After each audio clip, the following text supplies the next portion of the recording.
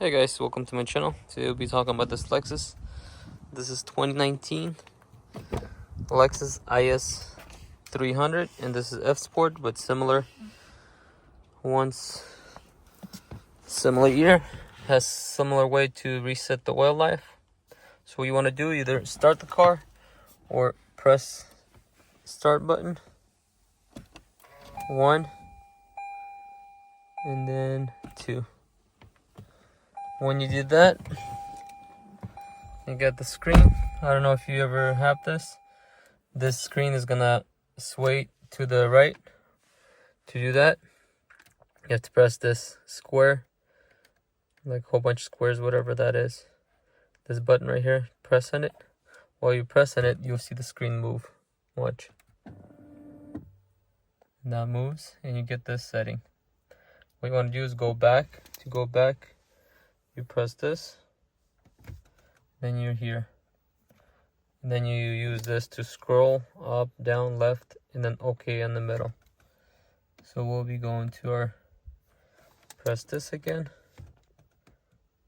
Then be going to our settings. When you go to settings, this right here, I'm gonna be using this, left, right, and then press OK for that, for the vehicle setting. It's cool. It resets it, so you have to push this once. If you wait too long, then you have to go back. You have to press this button. See how it goes here? It says right there, press that. So you got to press this. Then it goes to here. And then now, if you're, let's say, on here on settings, you press OK. OK, and it says schedule maintenance or oil maintenance. So if you want an oil maintenance reset, it says right there, push to reset oil maintenance. Push this. I'm gonna push it. Then it says no reset data.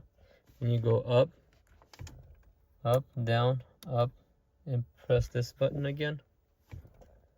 And it says yes, reset it. The data has been reset. So that's how you reset the oil life. For the screen to go back, you have to do is press this again.